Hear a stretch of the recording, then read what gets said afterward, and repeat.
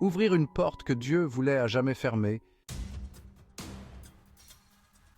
Quand Adam et Ève ont péché, ils ont ouvert la porte de la maladie et de la souffrance que Dieu voulait garder à jamais fermée. Le péché est la séparation d'avec Dieu, comme il est écrit dans Ésaïe 59, versets 1 et 2. Séparés de lui, nous sommes séparés de la source de la santé. Nous vivons dans un monde brisé, un monde en rébellion contre lui. Le Christ est venu sur la terre parce qu'enfreindre la loi entraîne la mort. Le Christ est venu pour restaurer en nous l'image de Dieu et pour révéler ce à quoi il ressemble. La Bible dit dans Luc 19, verset 10, que le Fils de l'homme est venu chercher et sauver ce qui était perdu, parce que le salaire du péché, c'est la mort, et que tous sont péchés et sont privés de la gloire de Dieu. Le Christ est venu racheter ce monde perdu, comme il est écrit dans Romains 6, verset 23, et Romains 3, verset 23. Par sa vie et sa mort, Jésus a révélé à quel point le Père se soucie de nous. Chaque miracle du Nouveau Testament accompli par lui nous parle d'un Dieu qui se soucie de nos souffrances. Chaque fois qu'il a ouvert les yeux des aveugles, qu'il a rendu l'ouïe aux sourds, qu'il a guéri les bras desséchés et qu'il a ressuscité des morts, il a démontré à quel point il nous aimait vraiment. Nous, par sa mort sur la croix, il a dénoncé le mensonge de Satan et a révélé qu'il préférait prendre sur lui la culpabilité, la honte et la condamnation du péché plutôt que de perdre l'un d'entre nous. Voir 2 Corinthiens 5, 21, Galates 3, 13. Mais il est venu aussi pour être un exemple, pour nous donner la vie en abondance. Jésus a montré que Dieu n'est pas celui qui est caché derrière la maladie, la souffrance et les affections. Il est le Dieu de la vie abondante. Dans la grande controverse entre le bien et le mal, un ange rebelle s'est révolté contre lui et se bat contre lui pour le contrôle de cette planète. La maladie, la souffrance, le chagrin et les affections sont le résultat de cette controverse. Satan les utilise pour discréditer Dieu. Il trompe des millions de personnes en leur faisant croire qu'il ne se soucie pas réellement de nous. Dans ce monde de souffrance, le Très-Haut a révélé son amour et sa bienveillance à notre égard. Il dit « Et voici, je suis avec vous tous les jours jusqu'à la fin du monde. » Matthieu 28, 20.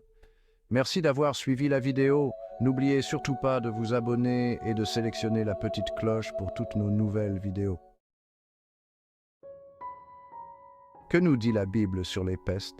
La Bible utilise le mot, ou une variante de ce mot, à 81 reprises. Une peste est une épidémie soudaine ou mortelle qui affecte généralement toute une communauté. Il est employé au moins de 3 manières différentes dans les Écritures. Parfois, il est utilisé pour te décrire une maladie qui survient parce que nous sommes dans un monde de péché. Prenons par exemple l'histoire de Job.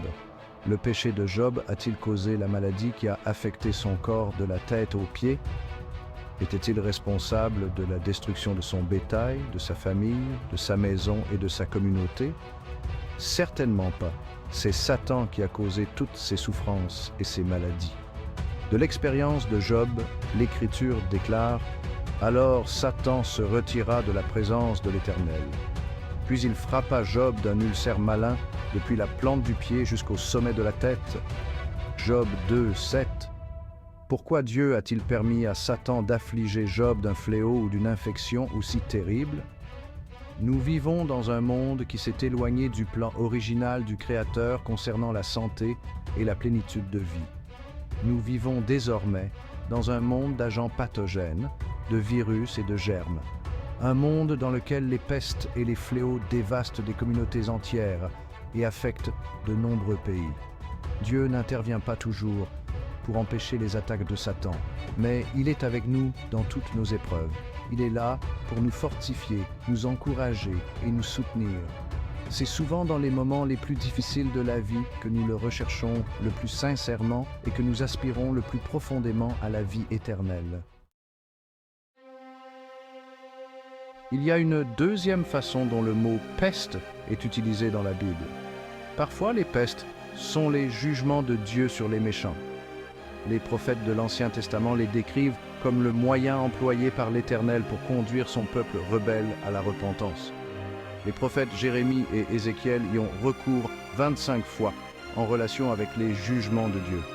Vous pouvez dire que c'est assez étrange, mais pensez à l'Égypte.